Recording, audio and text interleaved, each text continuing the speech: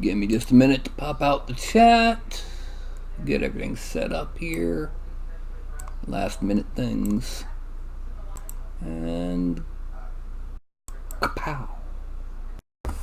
Alright, welcome to tonight's show, and since most of you, apparently not all, are watching this after the fact, don't forget to hit like and subscribe down there and the bell icon, the usual nonsense.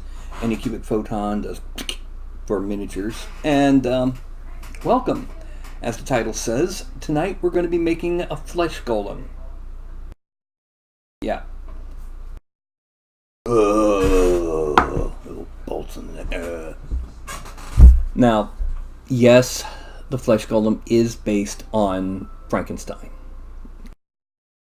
And yes, it is a medium size, according to the monster manual.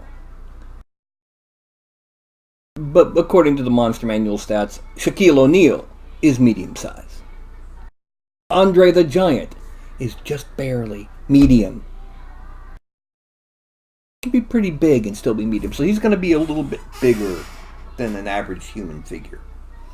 We're going to keep some of the traditional look of a Frankenstein-style monster. And yes, a monster in the style of what was made by Frankenstein. Anyway, but we're also going to try and make it a bit more... that's the words I'm looking for. Original.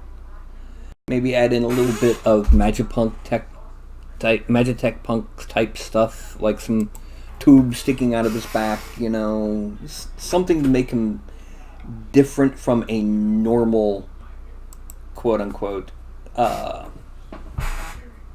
figure. You know, normal zombie or Frankenstein. Make it clear that he is, in fact, a monstrosity, and it's empty.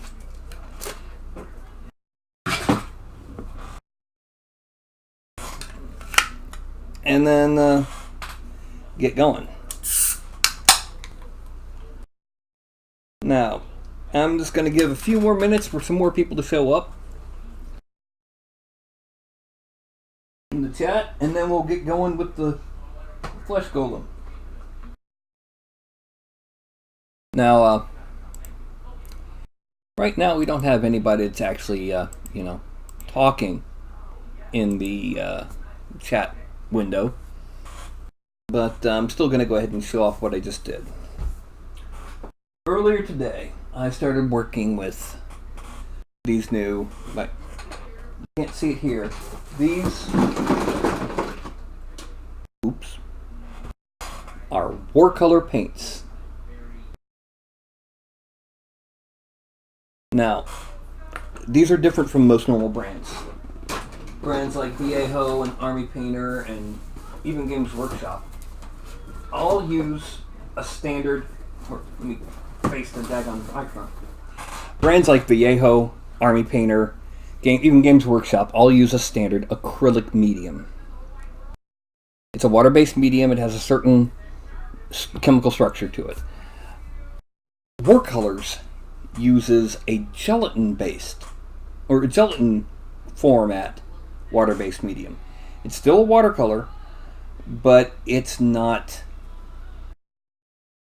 the same kind of medium. It behaves differently. Some techniques are done differently. It's easier to do some things and harder to do others. So, I decided to paint a miniature as practice. And what better to practice on than, well, there we go, than my practice figure. And yes, the coloring is not going to look right in this image simply because the extremely bright light coming from this direction that's kind of yellowy. But yeah, this is an experiment with a new brand of paint. It came out decent, but some of the areas that I was experimenting didn't. For example, the bottom of his robe didn't come out very well, and it came out really glossy. The pouch came out surprisingly well, but the boot's not as well despite using the same techniques. And the sword came out pretty good. It's got a nice clear edges on the peaks and shadows in the valleys. That sounds like a movie, Shadow in the Valley. Yay. Okay, what we're going to do first is I'm going to make a model for a tube that's going to be coming out of his back. So we're going to go ahead and now we're going to import just a basic human shape figure just so we can get a scale. Actually, we don't need to worry about that because we're going to be turning this into an insert mesh brush. We're going to start with a cylinder. We're going to make it like that. We want to make sure the cap segments goes to 2. Yeah, there we go. And the reason for that is if we don't, then it's got, instead of having a triangles and such for the top and bottom, it's got a single n-gon, which is not a good thing. We're going to change the x and y to 0 so that it's centered. Okay. Then we're going to convert it to an edible poly. Yes, we are going to leave it this many for various reasons. We're then going to select these polygons and we're going to extrude, local normal. I'm going to reduce that quite a bit. Then we're going to scale it and erase it out.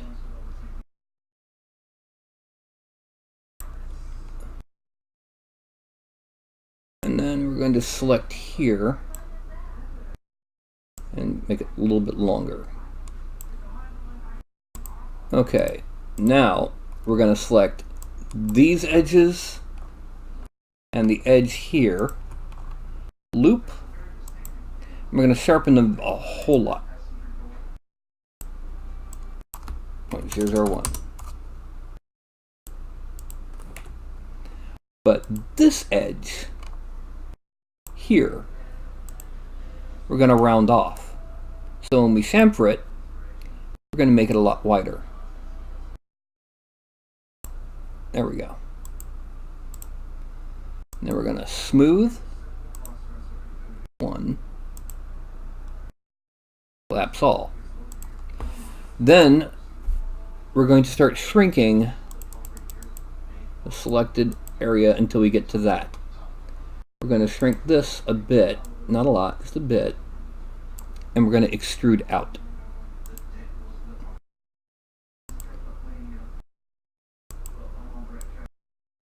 About there.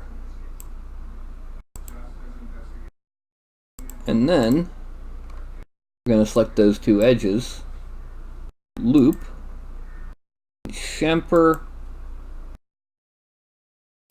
0.001 to. And the reason for that is kind of like a cap for this tube that's going to be coming out of him. Now the last thing that we're going to add is we're going to go and we're going to use a line. And we're going to make 1, 2, 3.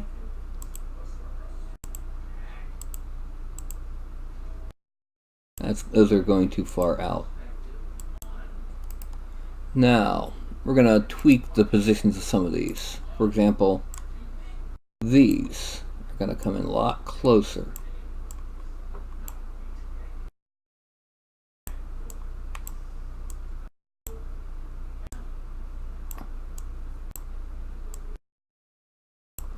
And then these are each going to have their Y set to 0 because we want this coming out of the center of that cap.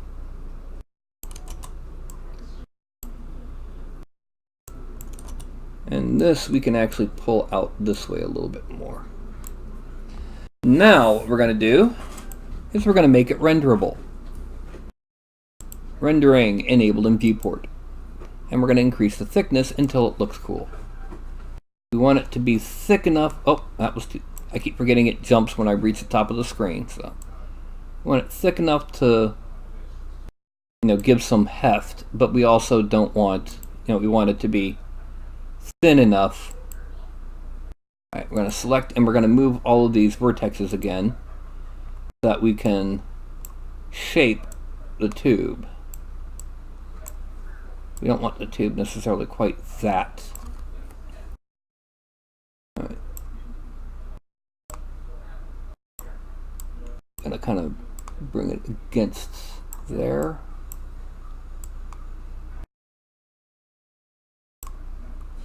We want it kind of against the shaft of the module there. And now we're going to convert it to an edible poly. We're going to select here, shrink. We're going to extrude out 0.05. And then we're going to inset 0.05. Okay. We're going to do the same thing on here. Shrink. Extrude 0.05. Inset 0.05. What this did was this gave us a nice sharp edge there. So now we're going to mesh smooth it also.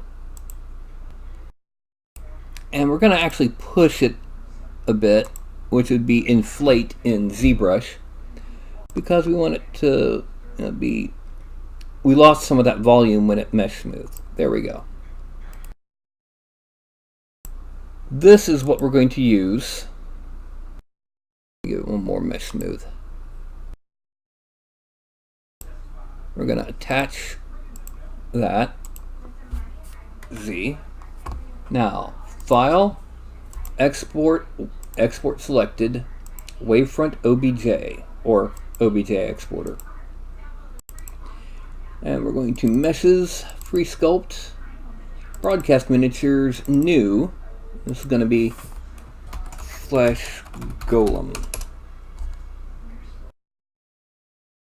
Tube. Export. Done. And delete. Now we go over to ZBrush. We're just going to import. Broadcast Miniatures, New, Flash Golem, Tube. And we're going to edit.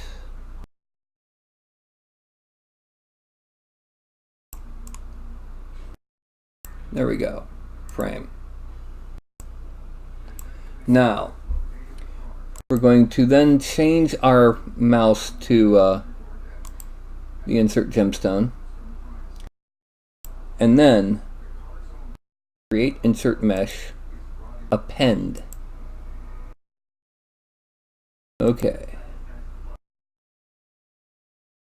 So now, when we add on,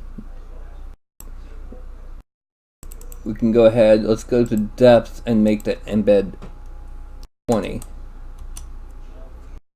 And let's make that 50.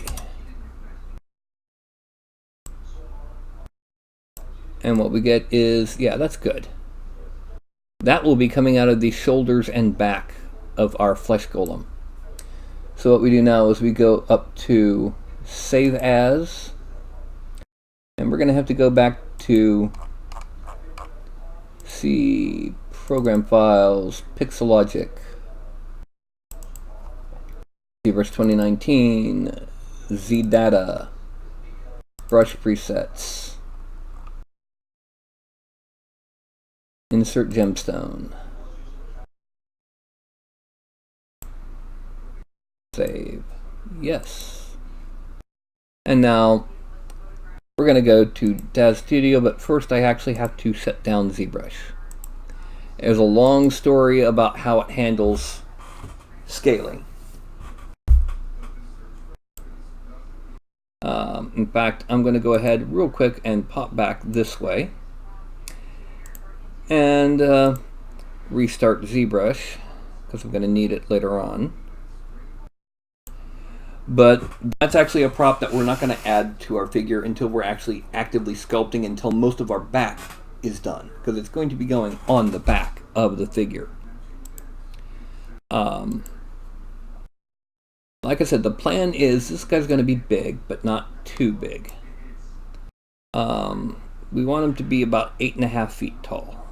We want him to be Andre the Giant big, not actual giant big. So we pop open the good old-fashioned Windows calculator.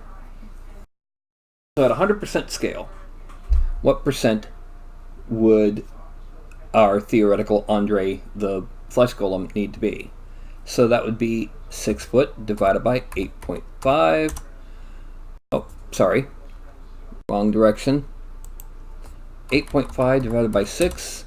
1.41. Let's say 1.4. Or 140% scale.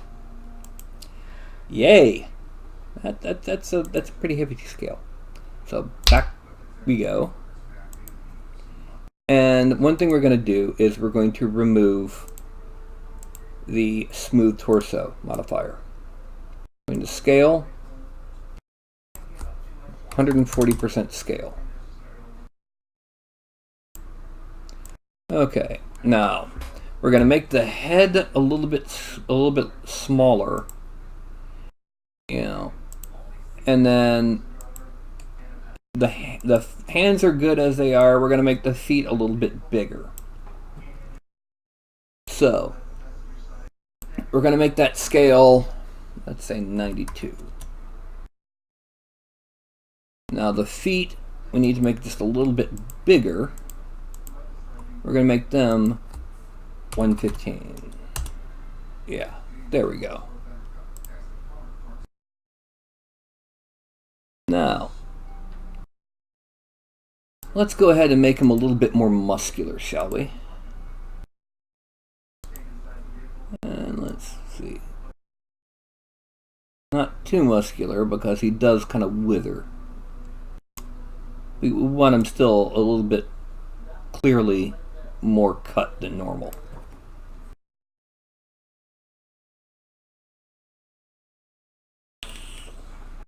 Now, here's the big trick here. Coming up with a good pose. Because a lot of the character for something like this will be from the pose. I mean, let's take just for an example, the lesser demons from Games Workshop, the 4 classic ones. The pink and blue Tzeentch demons, I forget what they're called. The plague bearers, and of course the daemonettes of Slaanesh and the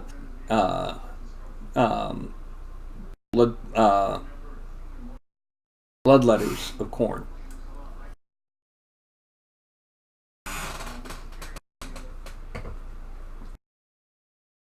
Most of the daemonettes are,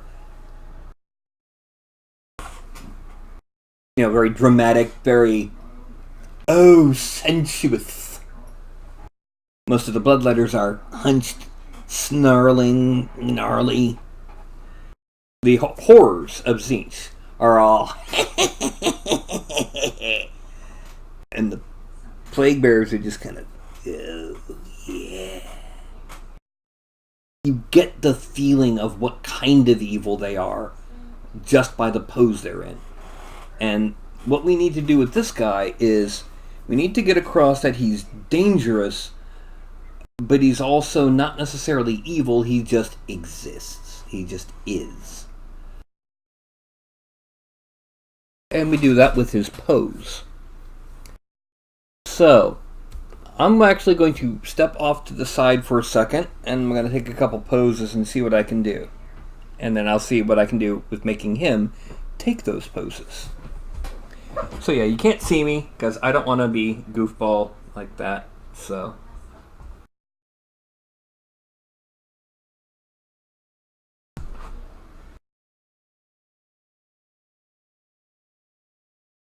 Okay. I think I've got a good one.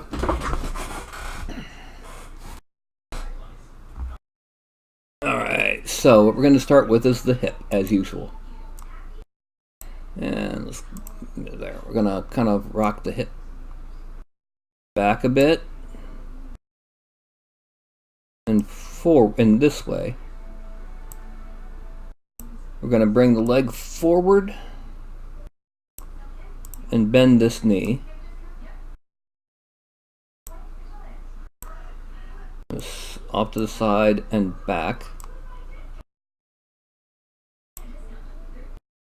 The front view.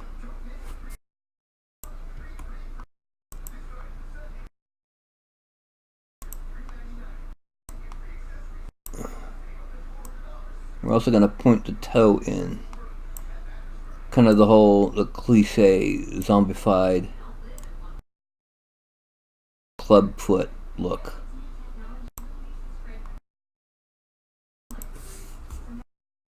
And now, well, actually, let me Control D to drop it. And this needs to side just a little bit more.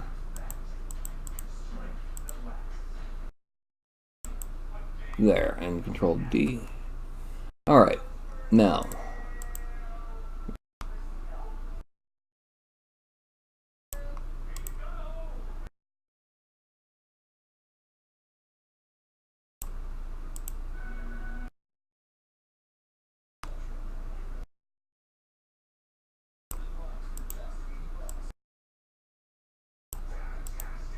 And let's pull that toe up.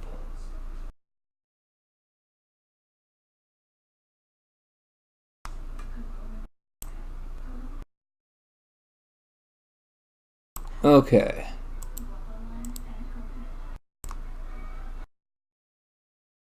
I think that might be too far over for that foot. So we're going to pin the hip. Select the foot. And we're going to drag it. Oh, actually, let's go ahead and make sure we turn off side to side on that shin. Anyway, we're going to drag this foot a bit more this way. And then up.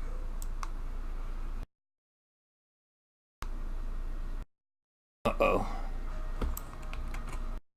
Let's make sure that we make that bend have no positive possibilities. 0. And let's bend it slightly. Oh, wrong bend. Wrong one. I gotta do it to the shin.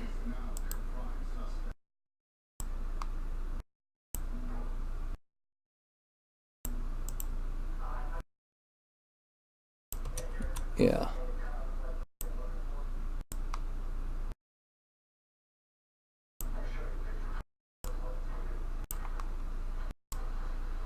Way too far over. Let's bring this back to there.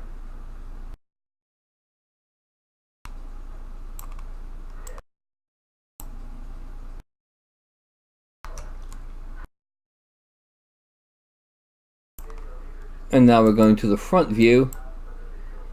Make sure we get this toe bent right.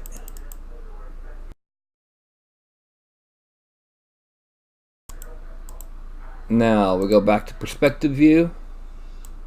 We're going to pin both feet. First we're going to unpin all. Then we're going to pin rotation, pin translation, pin translation, pin rotation. And we're going to select this shin and turn off side to side. We're then going to grab the hip. We're going to move it kind of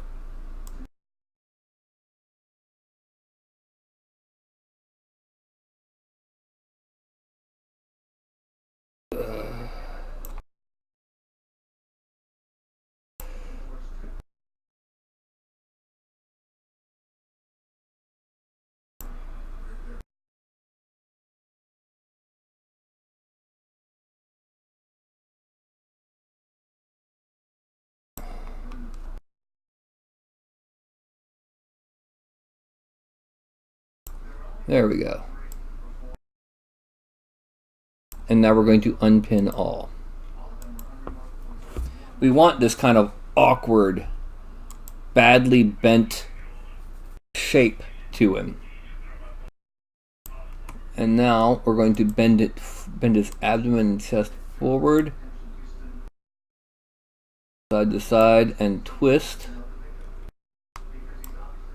Actually, let's bring this side to side at the waist quite a bit more, and not as much on the chest.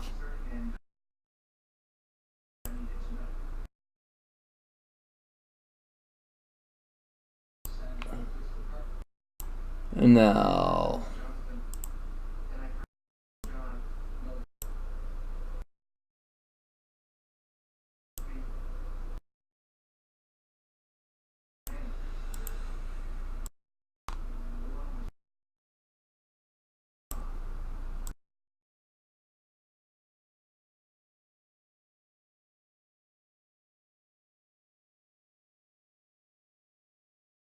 then we're going to take this, we're going to drop it down at the shoulder, because, you know, he's kind of slump shouldered. And forward just a little bit.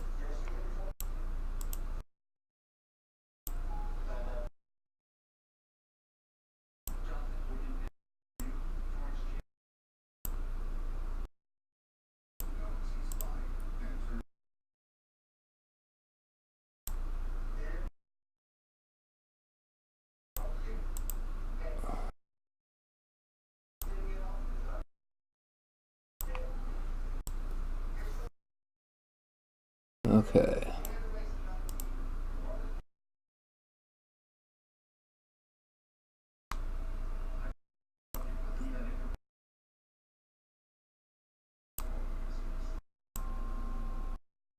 Lump that shoulder into the back.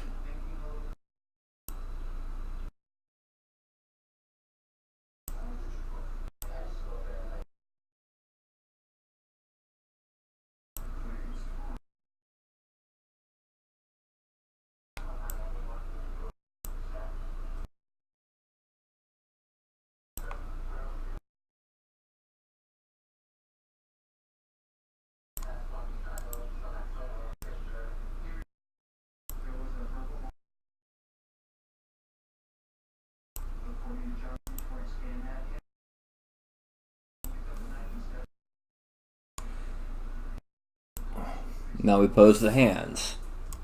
Then it'll be expression time.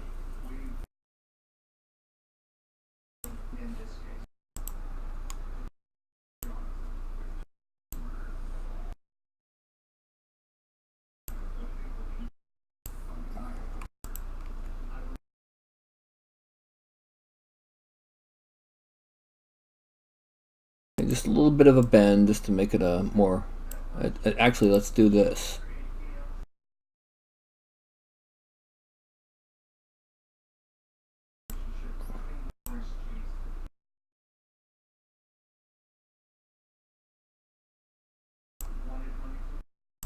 And then,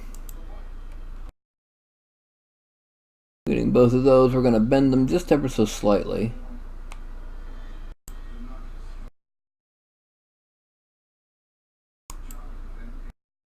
And then I'm going to lower the thumb and move it back that way.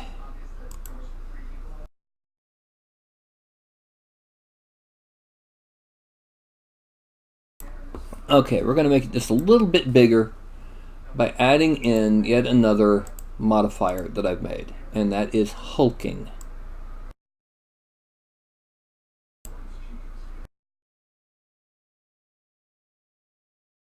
Yeah.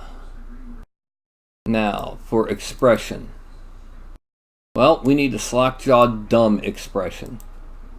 So we're going to lower the jaw. We're going to tilt it a bit that way.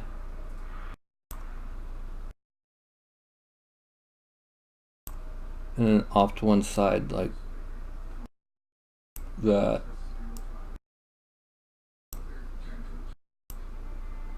Just kind of. And then we're going to symmetry that one.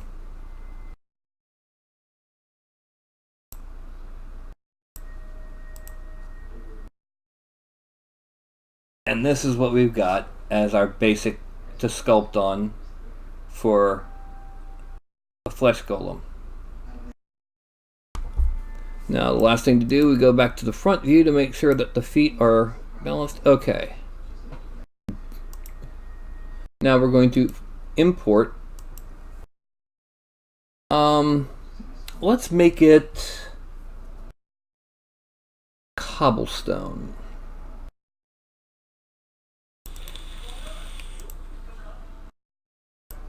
Now you notice it's a bit small.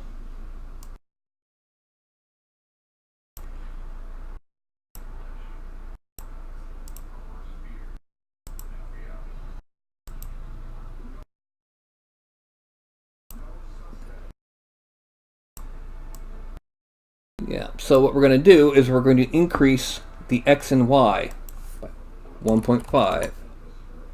Oh, sorry. 150. Whoops. X and Z. 150. Yeah.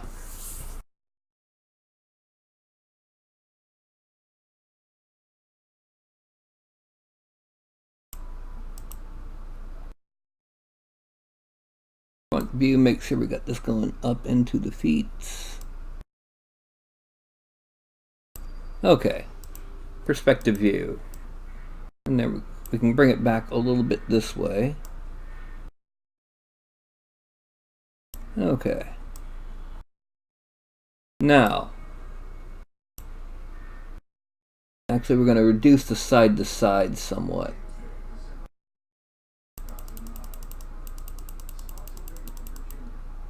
Yeah. Now we're going to hide the base. File, export. And we're going to do broadcast miniatures. New. Flesh Golem. FG body. Accept. And then here. File, export. FG base. Accept. Now, has anyone popped in? Yes, Largash and Board. Hello.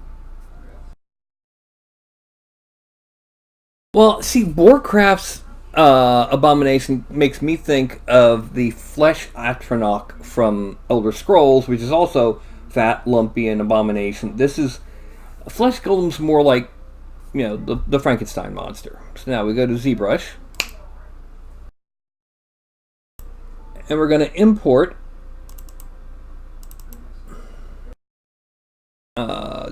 broadcast new flesh golem FG body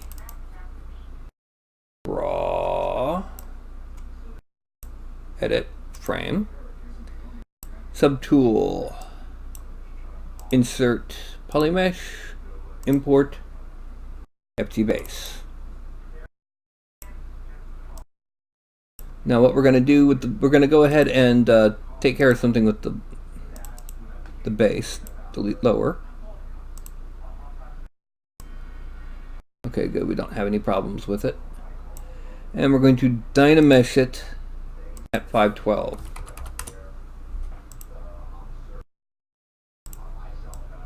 Okay, just to get us where we need to be. Now, before we get into anything with him, we got a few things to kind of clear up caused by the rigging. So we got tablet Wacom.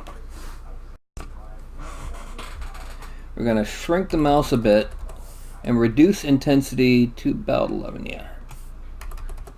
We're going to clear up this area here and this part of this arm.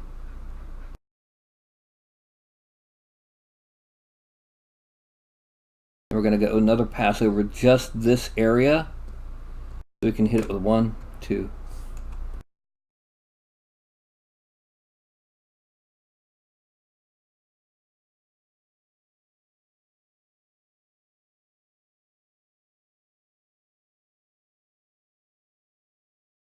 Okay. Then we're going to also kind of smooth this out. And then, yeah. Now we're going to control, bring that back up to 100.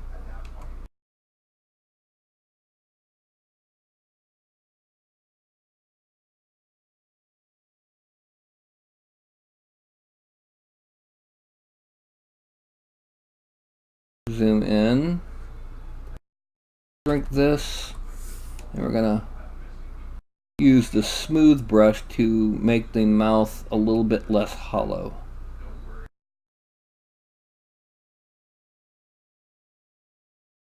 We're going to further undo the hollow, clean up those 2 little entry points there after we do Dynamesh. But the next thing we're going to do is we're going to use the inflate tool.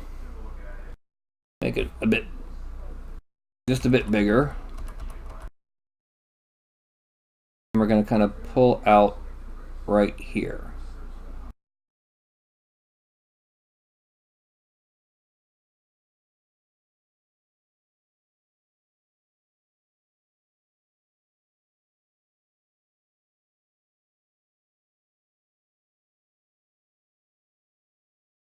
We're also going to inflate back here. Bring it together because he will be wearing pants.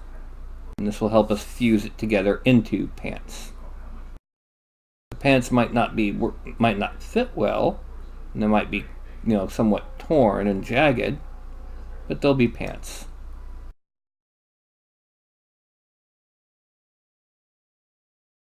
Okay, so now we go to geometry. We're going to subdivide it a few times. 1.4 million is good enough. Delete lower. Resolution 768. Dynamesh. And then we're going to divide once. Bring it lower. And what that's for is that last divide is so that we have a nice amount of polygons to work with. Now,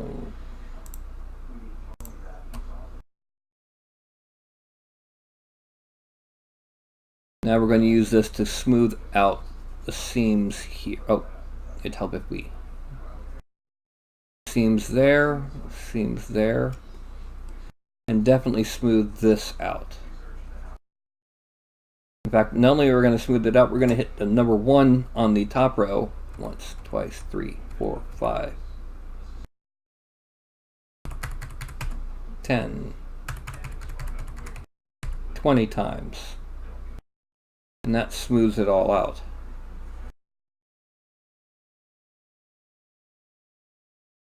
We're also going to smooth this right here with pressing it 5 times. Frame out. We still have our nice pose. Now it's time to start turning him from a generic white mannequin into a fearsome flesh golem.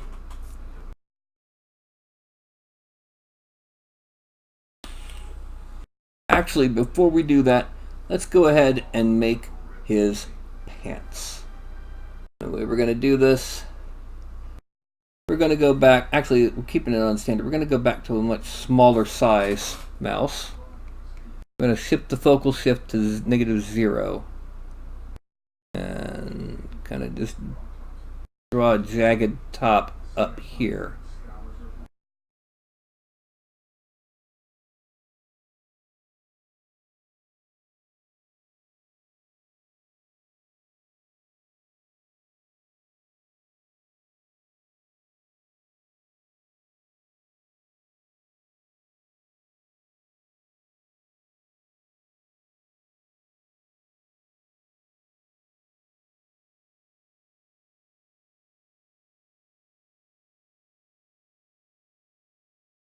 And then 1, 2, 3, 4, 5 to make it a little bit bigger, and we're gonna fill up the bottom here.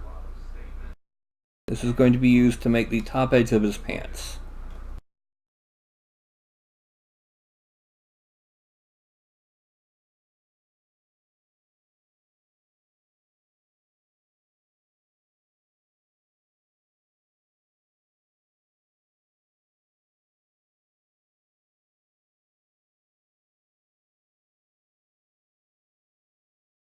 Okay.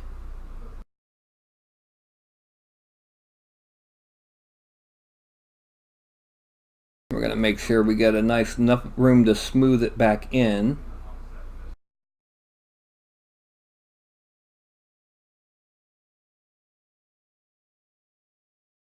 We're also going to take into account that some people might actually print this larger, because there are some situations where you might want to use this as a size large or even size huge creature. So we're going to try to make some of our details really look good at a size large, so a little bit more detail than normal. Now,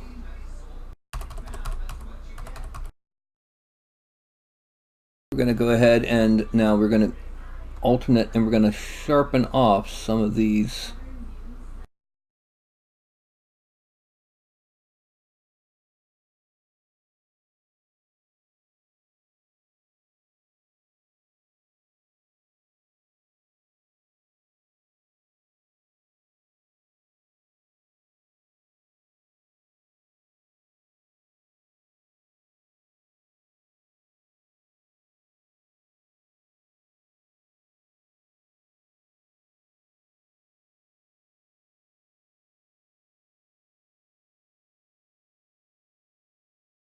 Oh.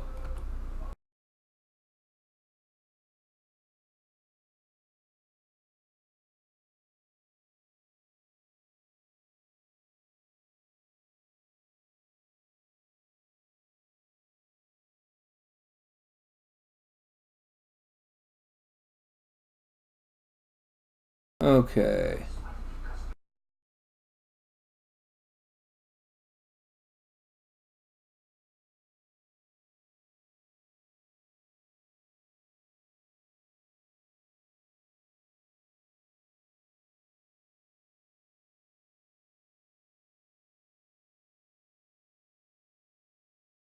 There we go. And we're trying to, like I said, we're sharpening off some of these bits here.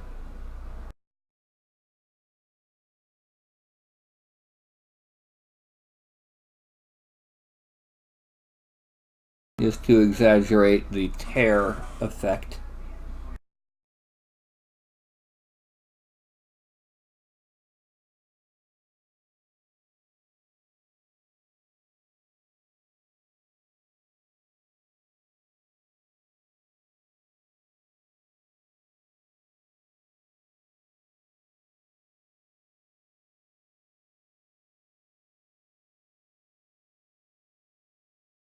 And then we're gonna cut right here, right there.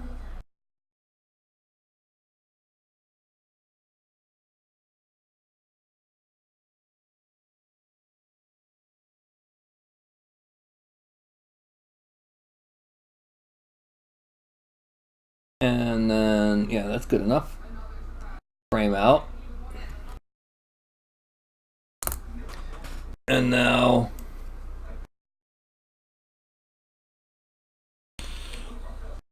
we extract at 0.02. Accept. We're going to draw here. We're then going to geometry. We're going to dynamesh it at 256. And then make this mouse, go back to the inflate tool so we can make this mouse a bit bigger. And smooth is still 100%. We're going to smooth using the mouse, not the stylus. You wonder why I do that. Why I use the mouse instead of the stylus when I smooth to blend in. It's for the same reason that a rattle, it's always 100% with the mouse. With the stylus, I'd have to press down and hold quite a bit to get it to be 100%. So I can make sure I'm doing the most possible smoothing here.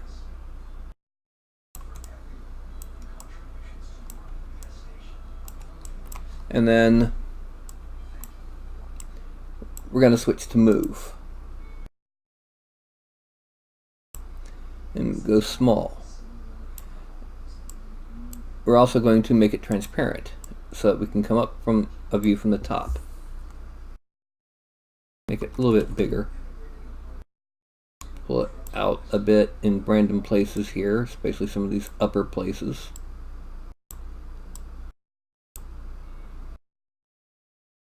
Because the clothing is kind of bending over where the belt will be, which the belt will be rope, of course.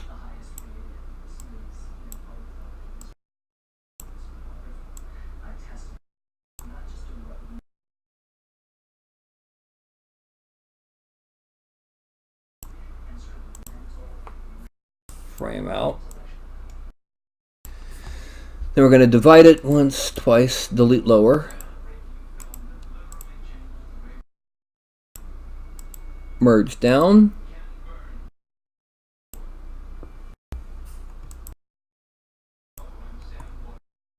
Now geometry, Dynamesh.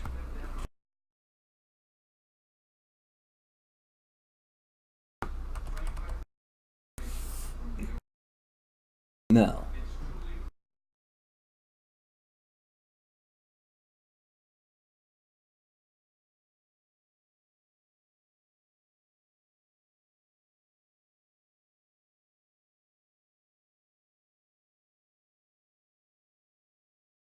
And we're smoothing this in.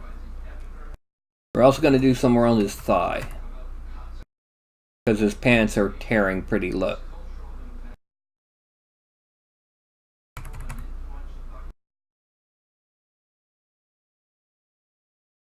And here.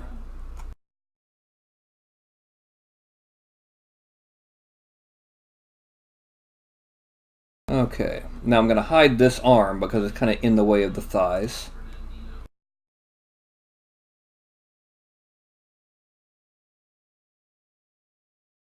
Okay.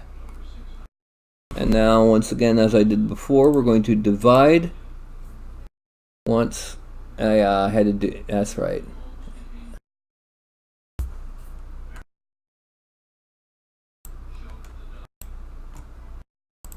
We're going to divide once and delete lower.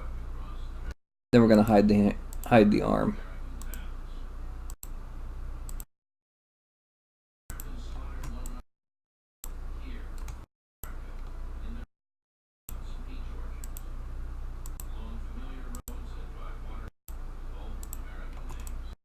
Okay.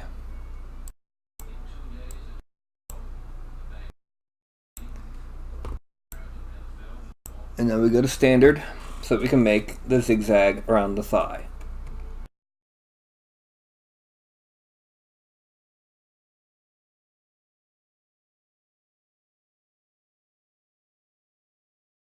And this is small enough, I think we can get away with just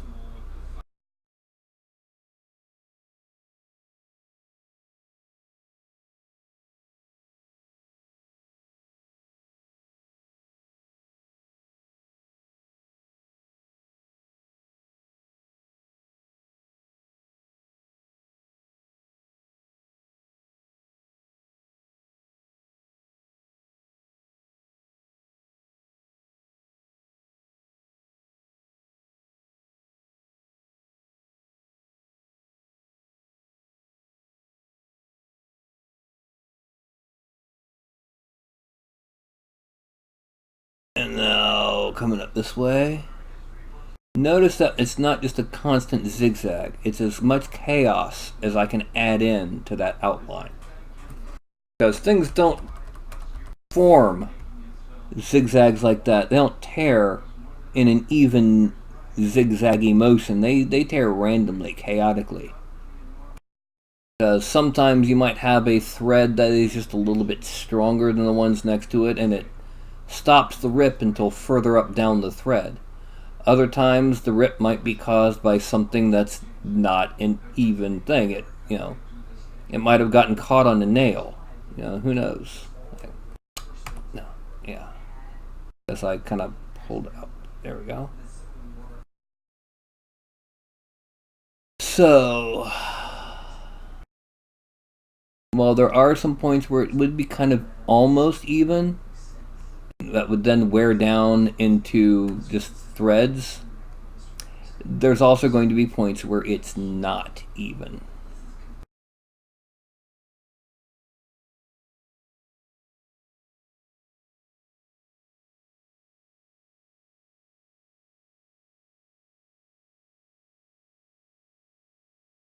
Yeah.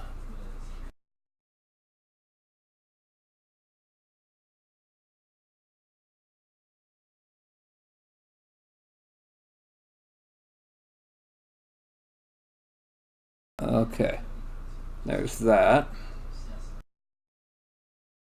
Now we're going to bring it around this way.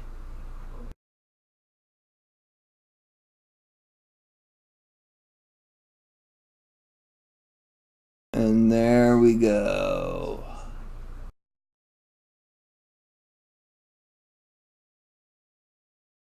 Now, once I've got these pants extruded, we're also going to be using some alphas that I have that were made to represent torn cloth. And we're going to be making holes in the pants deep enough that it's roughly the same depth as the height of the pants sticking out. So that the end result is that it looks like the pants have a hole in them to the thigh. Or wherever we end up putting these holes. This will be the only clothing on our guy except for some crude shoes. Not to be confused with Cruel Shoes by Steve Martin, which is an excellent comedy book of little anecdotes and scenarios. If you've never read Cruel Shoes, I suggest you do, but don't expect anything really comprehensible. It's very, very, very, very strange. Think more 1970s Steve Martin than 2000s era Steve Martin. Okay.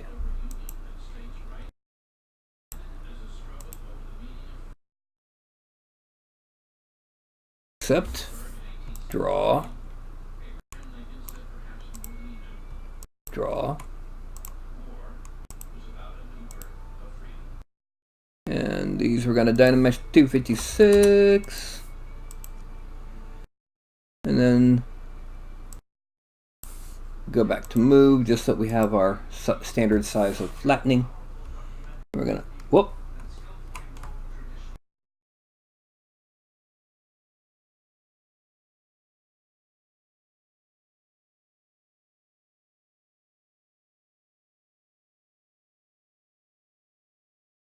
Yeah.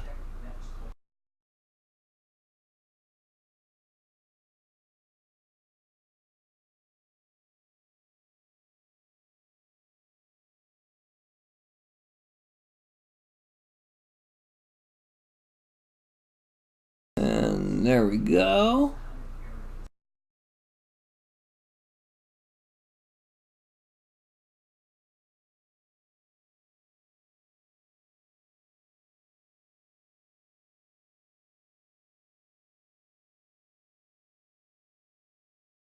Now, obviously, what we're going to do for the belt is I'm going to use that insert mesh brush of a rope. I'm going to subdivide it a couple times. Merge down. And I turned that off. Geometry, Dynamesh, and then smoothing out the border again.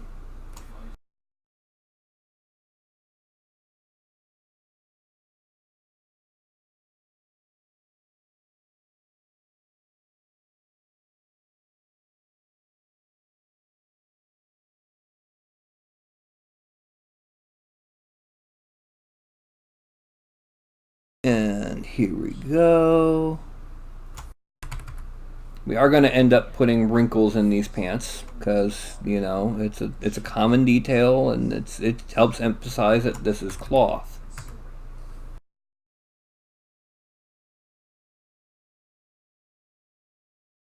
Okay. We have the clothing ready. We have to make the boots now. We're going to turn off the base because of how the boots are going to work.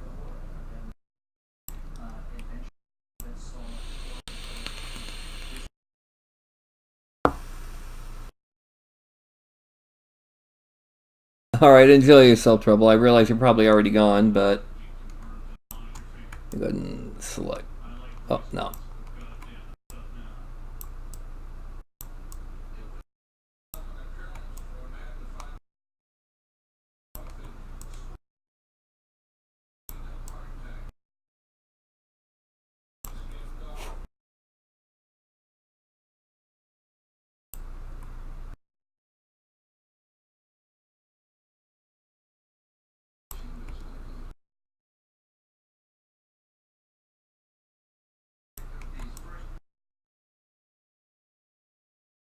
And then we're going to go ahead and we're going to shrink it by 1, 2, 3, and we're going to just do a bit of a... Actually, let's do it this way. We're going to do a drag dot and place it in place there.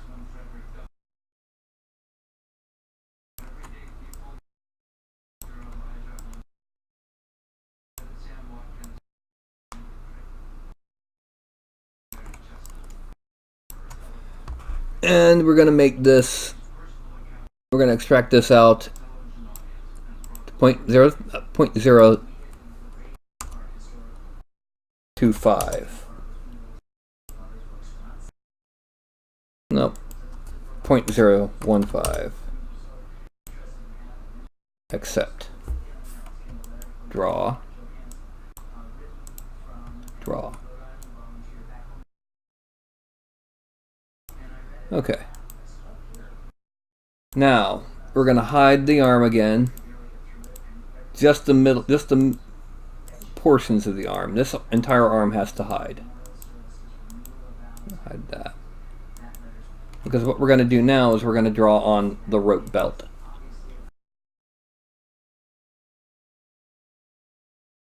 I'm going to... let's see, how is this going to be? Too thick.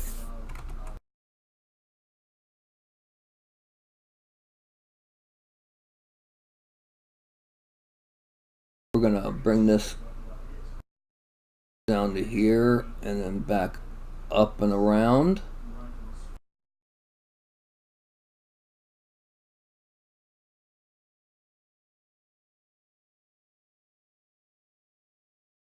And bring it back around this way.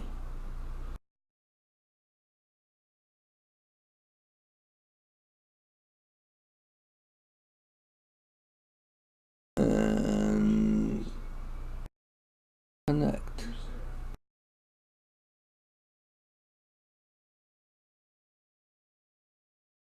Now we're going to split unmasked parts. And we're going to tap once to get rid of that. There. We're going to transparency.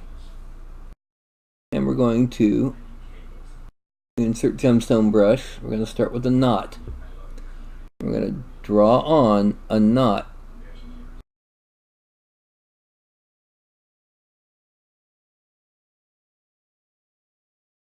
No. We need to change the depth of this knot.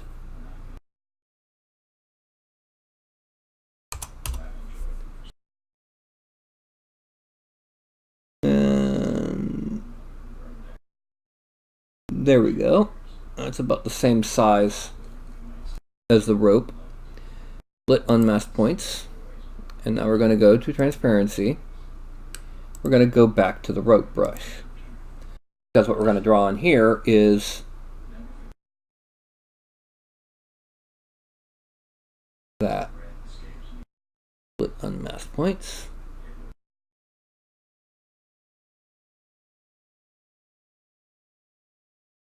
Unmask points. So that we have his belt, his rope belt around his waist. We're going to use the move topological tool here. We'll make it the move tool, and we're going to go to that. We're going to kind of move this up a bit because it's a little bit too low to make it look tight. Also going to kind of pull it into the body.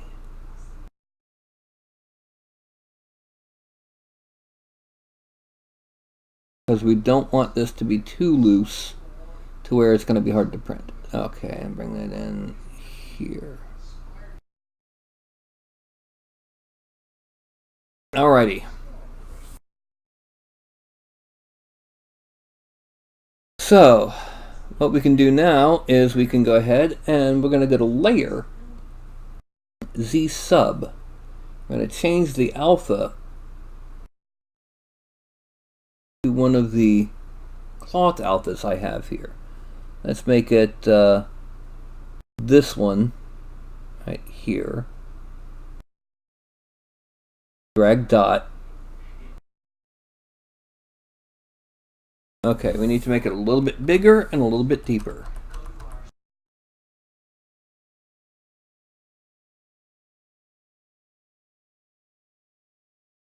It's still not quite deep enough.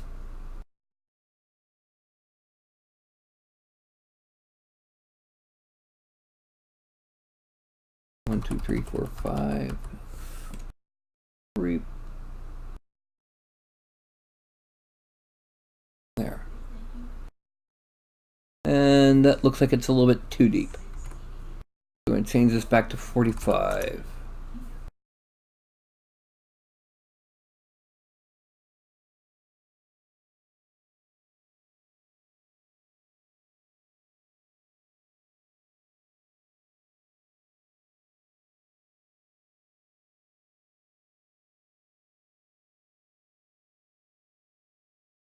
Okay. And then another different alpha. Let's make it this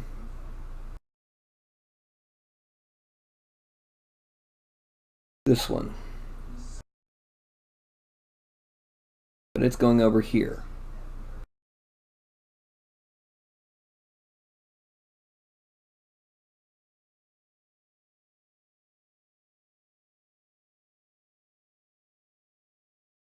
Okay.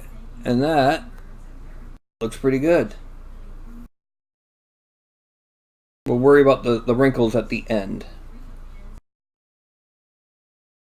We then need to kind of adjust this head. This head is too generic still. So we're going to use the inflate tool. I'm going to shrink the mouse a bit. And we're going to start off with the subtract. Because we're going to carve in some pretty deep sunken cheeks. No, that's...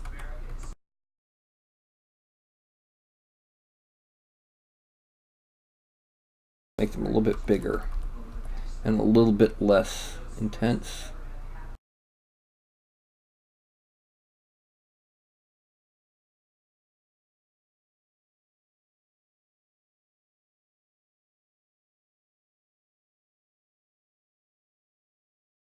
Okay, then we're going to shrink it down. Go back to add. We're going to exaggerate these cheekbones, pull them out, pull out the jaw, give them that kind of lantern jaw, and the chin.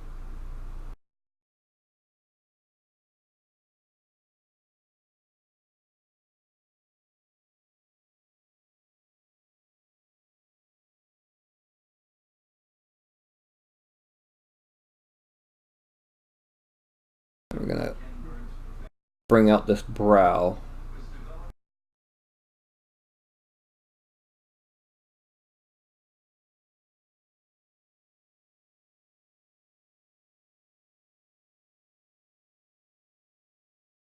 And by doing this, we're giving it character more than just, personality. We're giving it a story. One of the things you might hear on some of the painting videos is you want your figures to have a story. Okay? And by giving it a story in both the figure and in the paint job, if you can do that, you get more personality, you get more flavor. And I would rather have a less detailed figure with more personality than an amazingly detailed figure that is, just a tribute to detail and not to creativity. Now,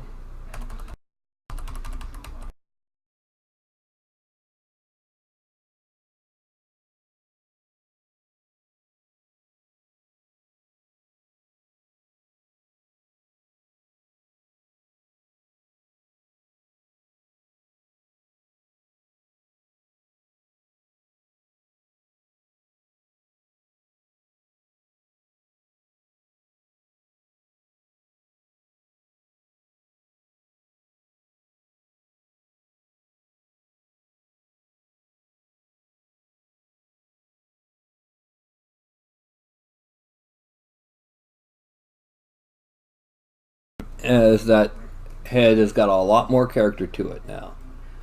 It's a whole lot more beat up. We're going to go ahead and also we're going to exaggerate some of the musculature, but we're going to make it erratic. Like, we're going to make this arm very clearly more developed than the other. And the reason for that is because this arm came from a different being than the other arm.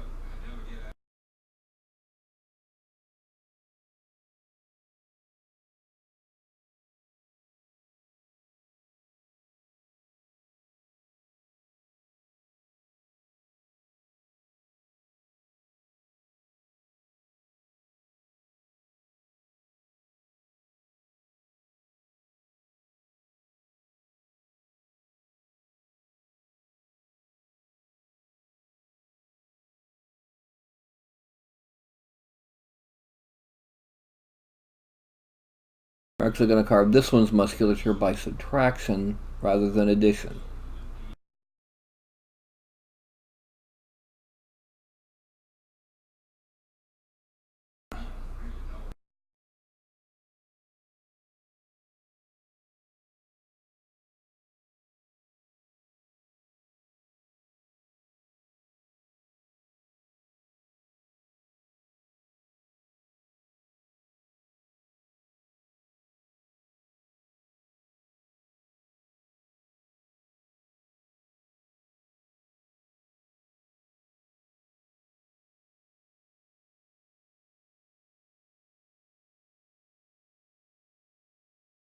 Okay. Now we're going to go ahead and shrink this down a bit, and we're going to add in the bottom of the rib cage.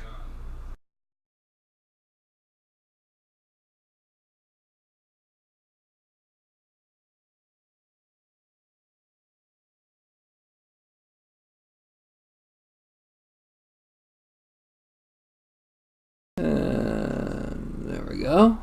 I'm going to frame out. Now the next set of details we're going to do is going to be on the hands, just so that we can then go in and start doing the fancy weird stuff that turns it from just a naked muscular guy into a flesh golem. We add 10 and then shrink this down to about there. Okay, I'm gonna knuckle, knuckle, knuckle, knuckle. We're gonna draw a line there, there, there. Nope, that didn't work out well, so.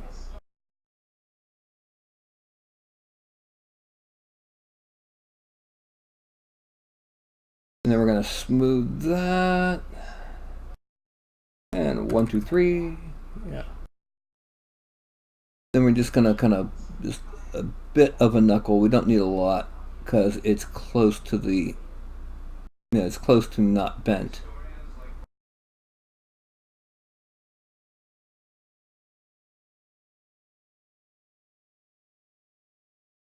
And then here we're going to smooth out that corner that happens. Now the other hand, I'm going to smooth that out.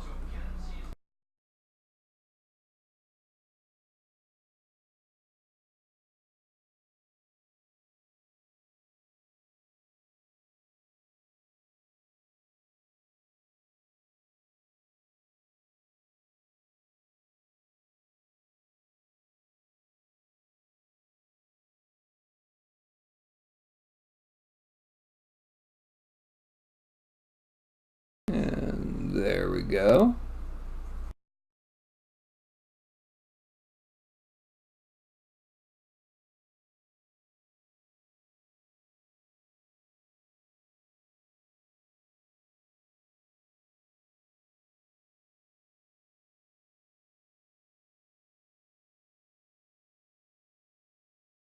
And then we're going to make the mouse a little bit bigger. We're going to kind of pull out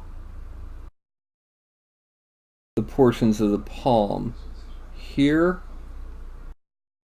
And just a little bit on this one.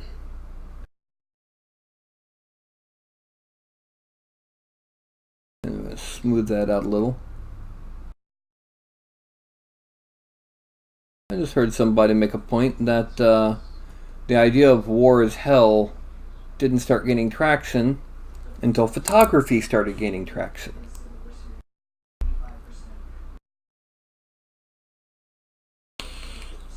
Okay, we're going back to this one, and we're going to the tubes.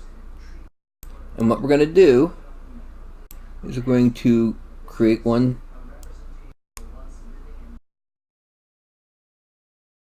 here, split unmasked parts, one next to it,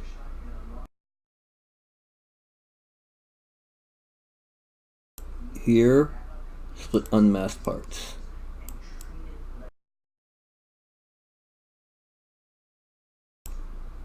And then here, a third one. Let's make it a third one. Make it a bigger one.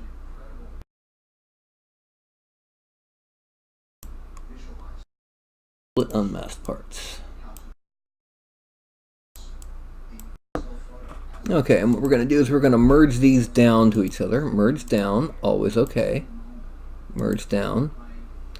And subdivide it a few times. Okay, that's good. We're also going to go ahead and merge down the rope parts to each other. And these need one more, yeah.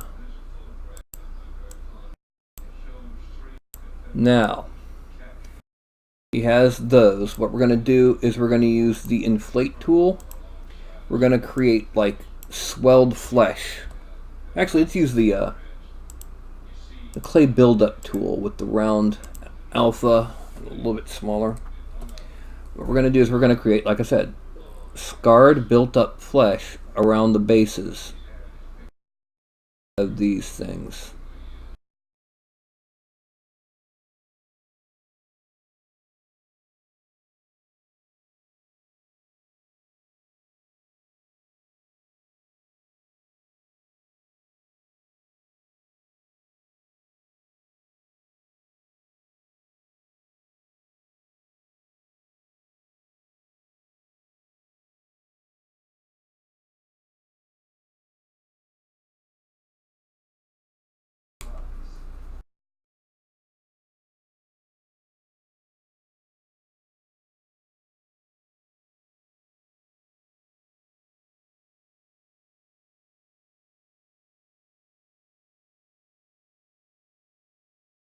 This is just like a first run of this rough scar tissue. We're going to do a second layer in just a minute after we get these in.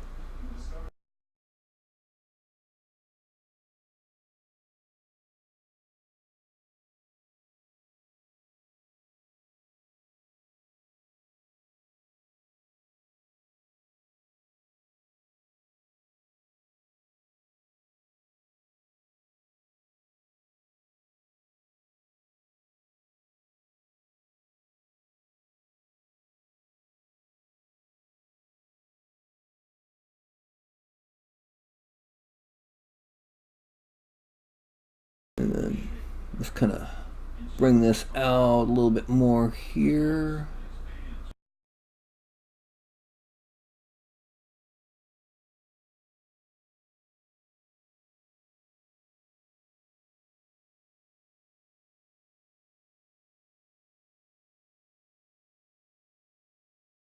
Okay.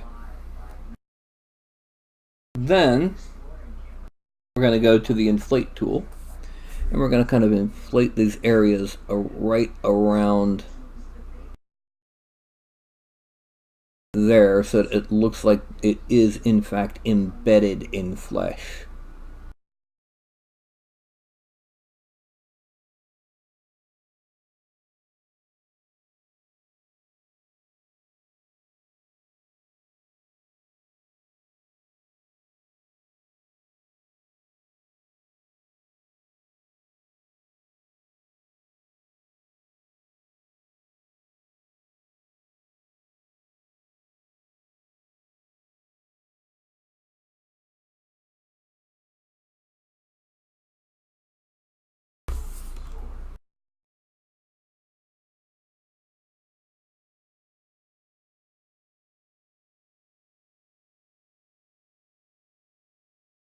And there we have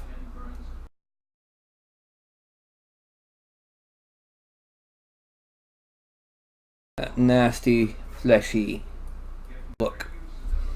Now there's a few things that are missing. We need to go ahead and add in that muscle right in here, as well as a bit of a collarbone.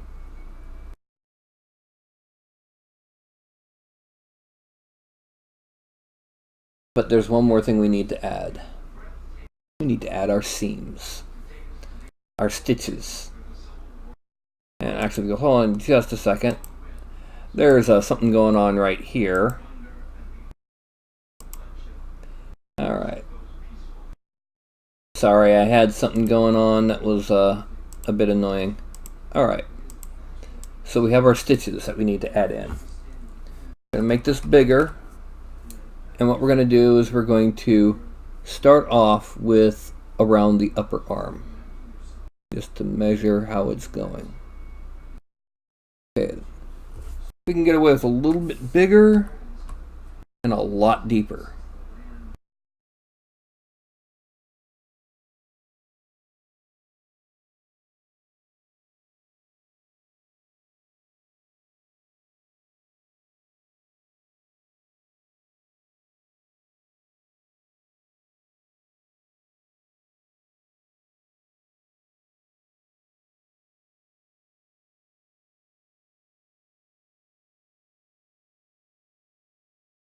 There.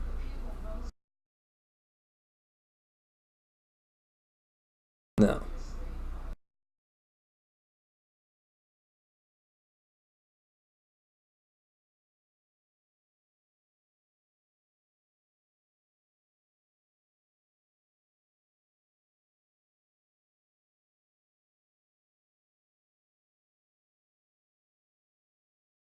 one big seam down the head.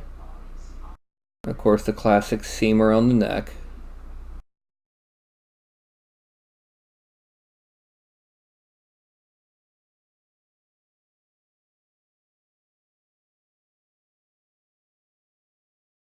Oh, need to hide that.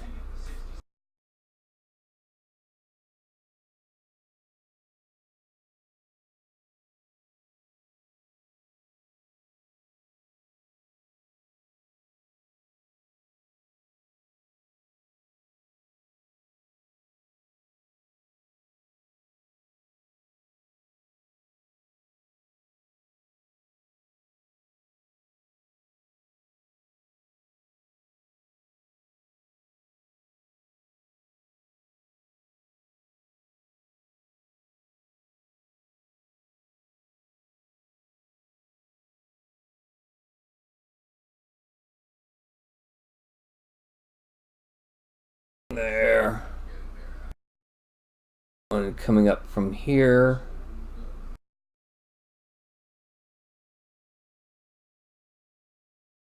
And then around here.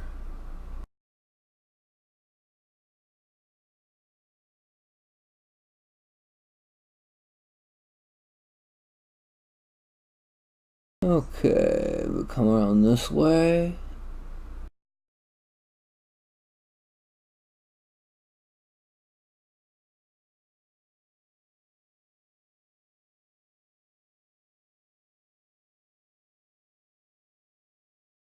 You see it's making a really nice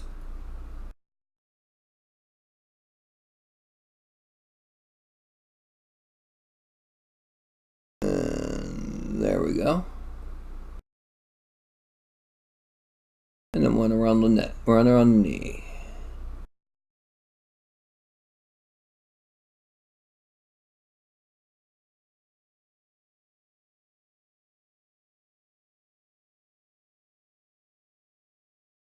After we do these, about the only thing left to do will be the wrinkles in the clothing.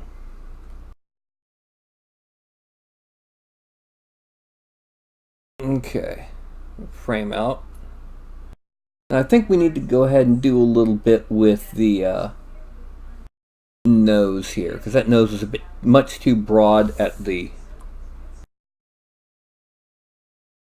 bridge, and we need it to be a bit more real.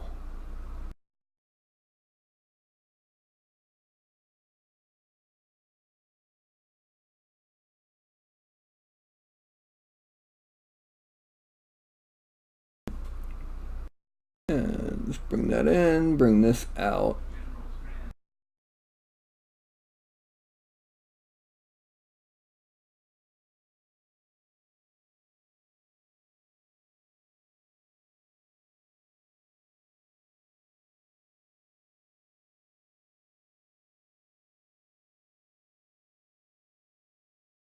Then we're going to inflate the tip just to get some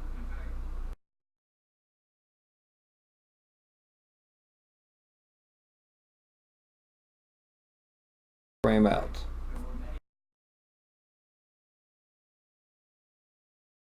Okay.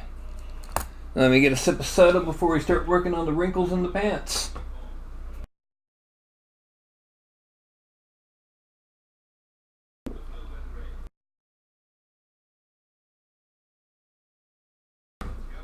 Alright. Now, we need to give this a level of division. And we need to hide the arm here.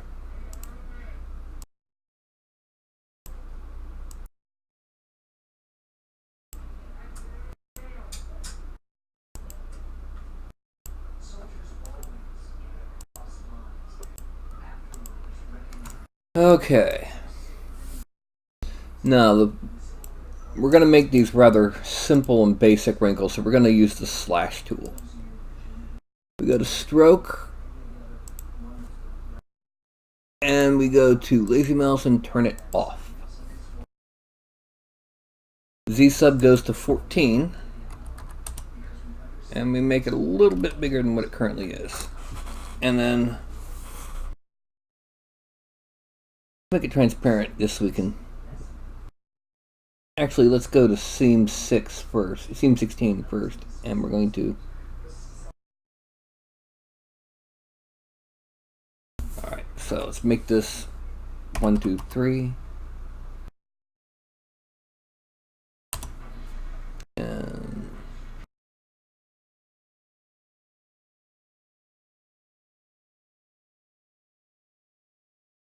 there.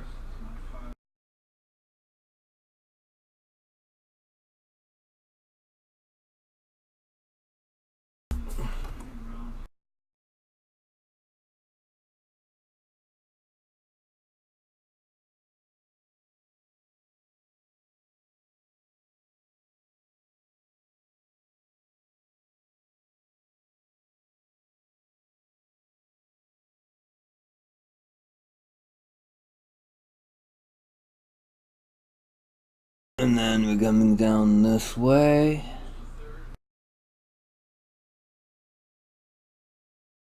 And this way.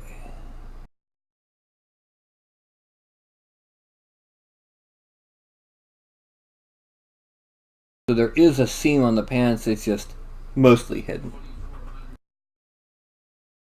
Now that we've done that, we can go back to the slash tool and start working on these wrinkles. We're going to start off with a basic set.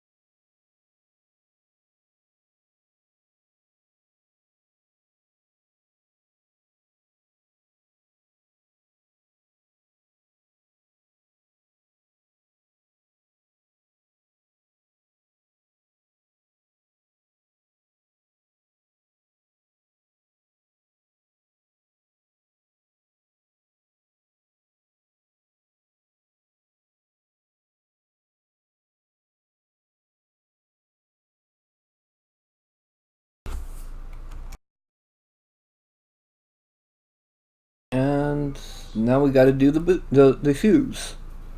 The shoes are the only thing left to detail.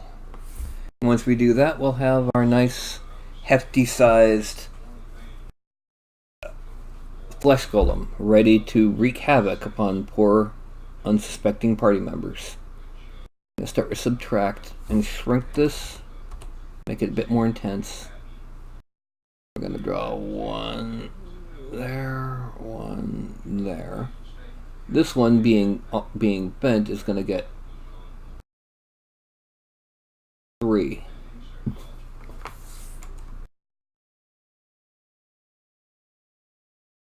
Then we're going to go to add, drop it down to 9.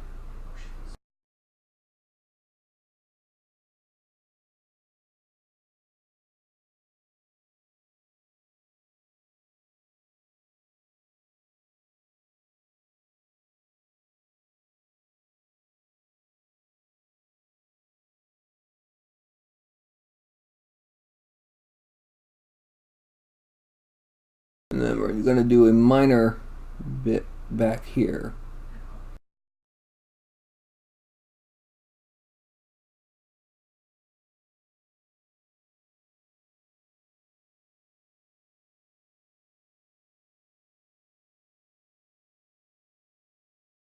Frame out, and this is our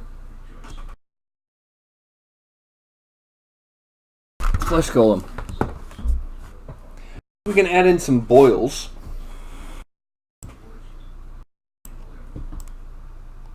But I think we've got enough grotesquerie with the implanted tubes and the badly sewn seams.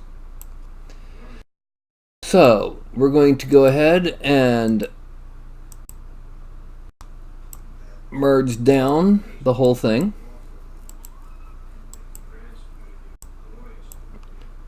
And then we go to geometry and Dynamesh.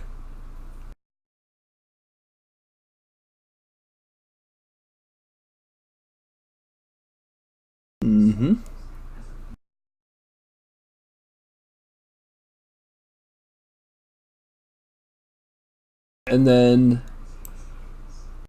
we go to Z plugin,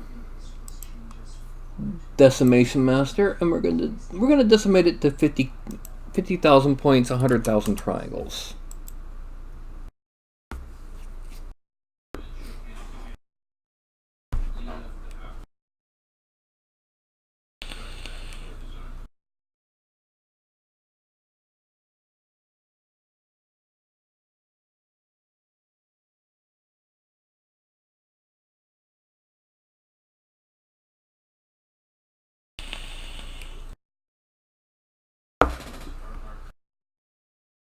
And there we go.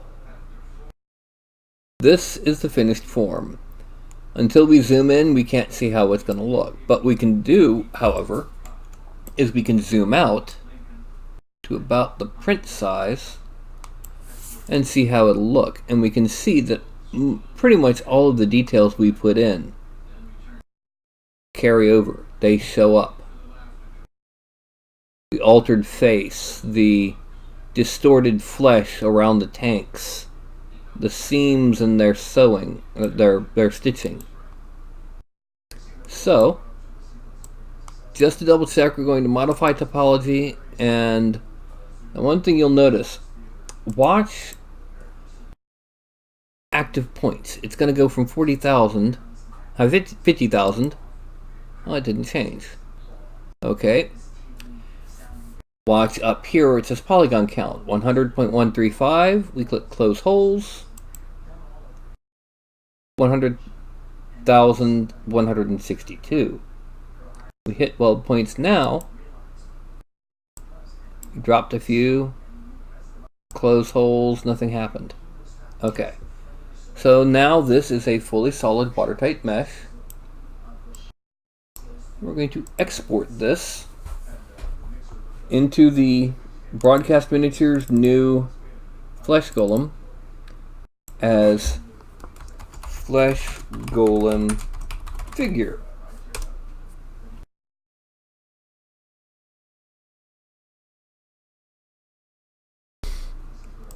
And there we go.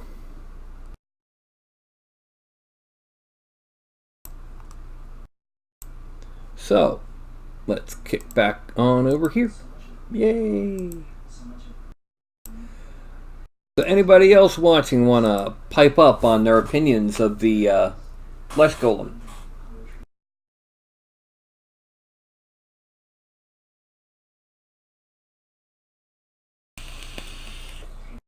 I guess not. Anyone want to pipe up on the results of experimenting with the new war colors? Come on. There we go.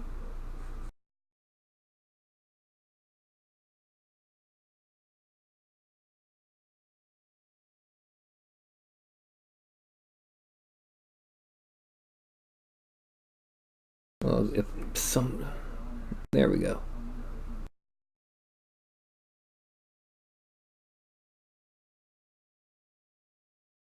It's not as good as it could be because I'm not used to the specific shades that they have, nor am I used to using a gel medium paint. There are some differences. It's very difficult to explain. I also attempted to paint over a Zenithal Prime figure and tried to take advantage of that and did not do so well. I'm not in practice at doing so, so oh well, it didn't turn out as good as I had hoped. Next up is normal painting techniques on white primer, gray primer, and black primer to see how they turn out. One thing I found quite interesting about the war colors, they have a set of paints that are pre-thinned that are single coat solid coverage. The blue around his trim areas and on the flat of his shield, and the gold on the flat of his shield, the red around the rim, these are all this one coat paint. Now, almost all of them are the brighter, lighter colors, so it's very clear they're intended to be like your base coat before a wash. But in general, they're really, really opaque. Even for colors traditionally translucent like that red. And for colors that are traditionally opaque like blue, just one thin coat. One thin coat. It's solid. And like I said, it's pre-thin to the point where there's two different kinds of dropper bottles from this. Let me pull out.